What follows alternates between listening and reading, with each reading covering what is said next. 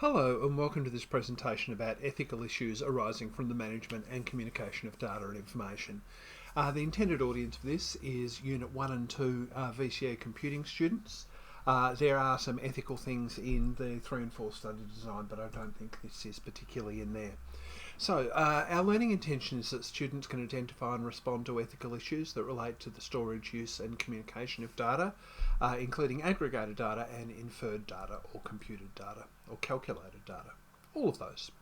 So here's the areas of concern that are mentioned in the study design that we're going to be talking about. The lack of transparency about how data is used. Transparency just means how well it's understood or how clear it is. The use of inaccurate or incomplete data. The ownership and control of data, the misuse of personal data and information, and repurposing and sharing of data by artificial intelligence. So when we're talking about ethics, we're not talking about what's legal and illegal, we're talking about what's right and wrong. Now there's actually at least 6 major ways that you can determine whether things are right and wrong, and I've got that in another presentation. For the purpose of this presentation, we're just going to use the idea of consequentialism, as in if it does harm. It's wrong if it harms people. There are a whole lot of other competing ways, and all of them, I'd say, are alive and well. But for the purpose of this, we're just going to be talking about doing harm. So when we say lack of transparency, we mean that somebody would hopefully have a policy. I guess if you have no policy, then that's a lack of transparency. It's just not clear what you're doing with the data. And you would think, oh, in this day and age, like everybody would have a privacy policy and so forth, and they'd follow it. I've discovered, much to my amazement, that it actually isn't true, that I've found myself dealing with organisations who have a privacy policy, but they don't actually follow, they don't have one that stands up to Australian law, even though they're doing business here. So, this is more of an issue than you might think. And if it's so long and complicated that people can't understand it, then they can't really agree to it. I've got an infographic that I actually couldn't find for this today, but it plots how good a reader you have to be and how long the terms and conditions are. And for almost all of the terms and conditions for popular websites, you would have to have a university or better level of reading ability to understand it. And I confess I don't read terms and conditions. This happens through complex legal language, also just straight out not disclosing third-party use. And the Privacy Act should take care of all of this in Australia. That's the 1998 Privacy Act and the Australian Privacy Principles. But compliance varies, and there are particularly medium and small organisations who just don't invest in it. So this was our field trip is to visualise the length of the fine print. You'll see why I didn't just copy and paste this. So here's our terms and services. There it is for Facebook. This is obviously a few years old because it mentions Twitter in here, which is no longer a thing. So let's look at Facebook. Facebook would take you, it's 4,000 words, and it would take you 17 minutes to read, which is roughly the same length as the United States Constitution. Let's pick Netflix here, because that's one that lots of people have. It would take you 11 minutes, and it's 2,500 words. That's, I guess, not unreasonably long. This one here, Tinder, 6,000 words. Zoom, 7,000 words. One of them actually goes all the way down here. Microsoft, it would take you 1 hour and 3 to read it, which is the same amount of time it would take you to read Macbeth. So that's a lot of stuff. Now, I think it's a complicated issue. Do they need to be that long? Well, I'm sure they're covering a lot of situations, but I feel like the length can make it just unlikely that people will read it. Certainly makes it unlikely that I'll read it. The next one we're going to talk about is use of inaccurate or incomplete data. You'll notice here that they've got a world map, but there are bits missing from the world map. My favourite thing about this image, by the way, is look at the size of that piece she's holding. It's much bigger than any of the other pieces. And also, that map is pretty complete. But anyhow, incomplete or inaccurate data. If your data is incomplete or accurate, it can lead to incorrect assumptions, such as a medical system that was lacking complete patient histories may recommend inappropriate treatments. It might not know that you're allergic to a particular thing and it might recommend it. You might have a credit scoring system that's missing positive financial behaviour, and it might deny people's loans. In an age where more and more decisions are made algorithmically, this is a real worry. Ownership and control of data. Who owns the data about you? This sounds really easy. You should say, well, I should own and control the data about me. But some of the data about me is not stuff that you necessarily want me to have control of. Like, I shouldn't be able to control and edit any criminal record that I have. I shouldn't, I don't know. So, but when I make something on a platform, like, particularly if I use AI, it's pretty clear. If I put very little effort in it, I don't own it, and neither do they. But what if I use Photoshop? Do I own it, or do they own it?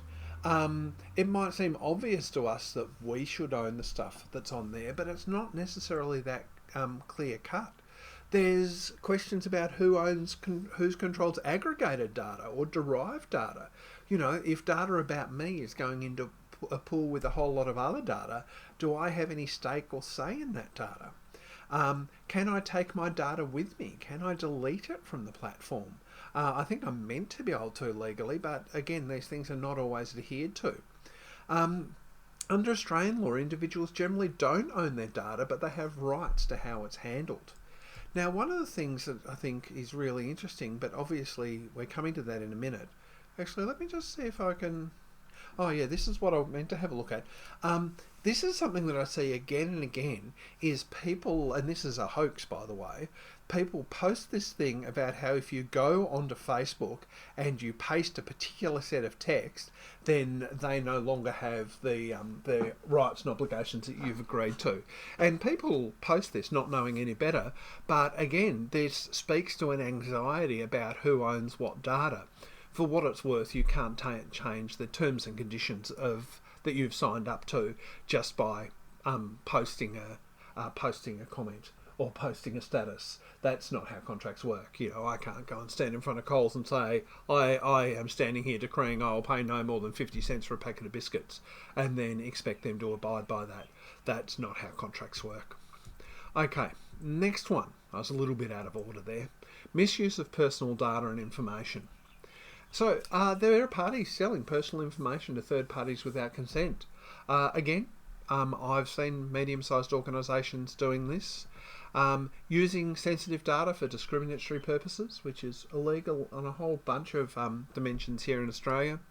Exploiting psychological profiles for manipulation, just basically picking people's information and targeting them, just going, oh, this person's an easy mark for whatever it is that I'm selling. And conducting surveillance beyond stated purposes. I have heard that with some big data models that stores will work out, or data people managing data sets will work out that women are pregnant before the women themselves know.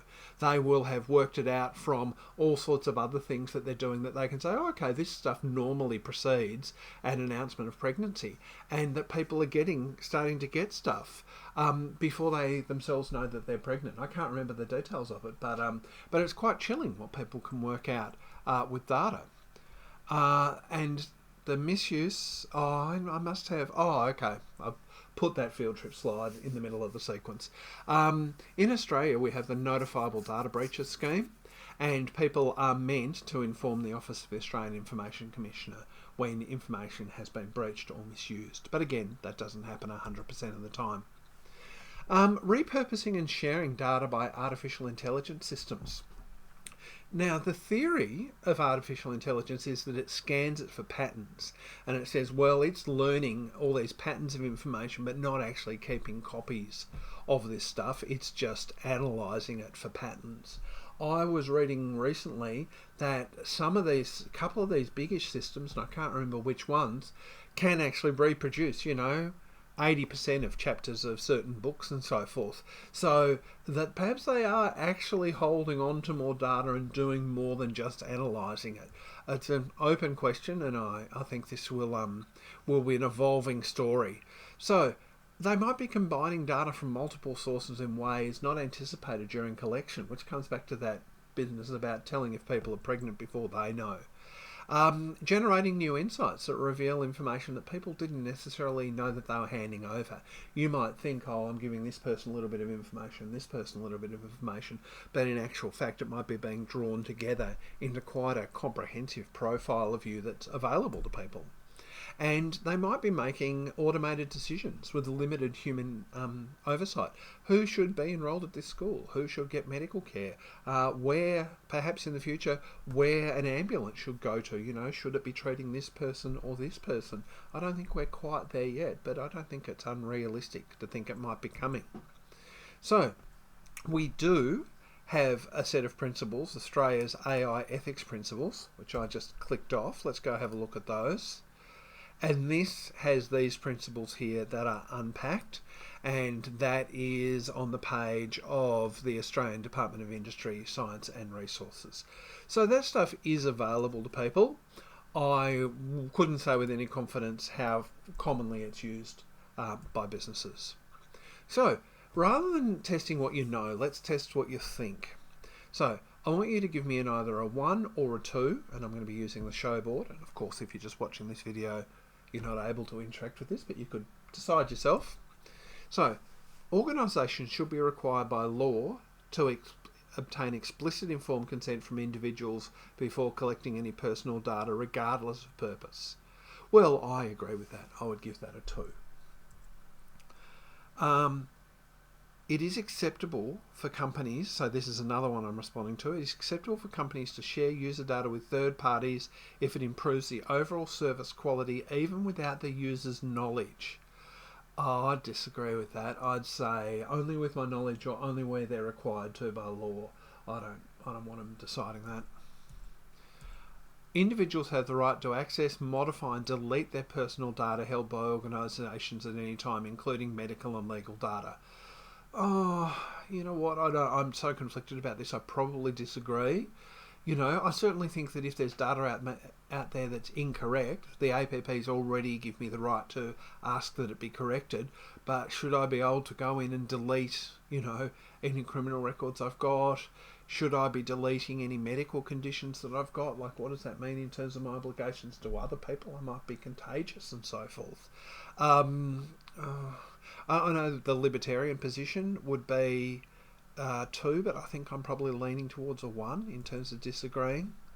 Organisations should prioritise data security measures over operational efficiency when there's goals conflict.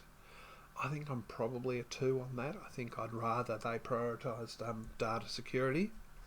And I think that might be the end of this presentation. So there's a few things to think about in terms of the ethical issues when we're handling and using data.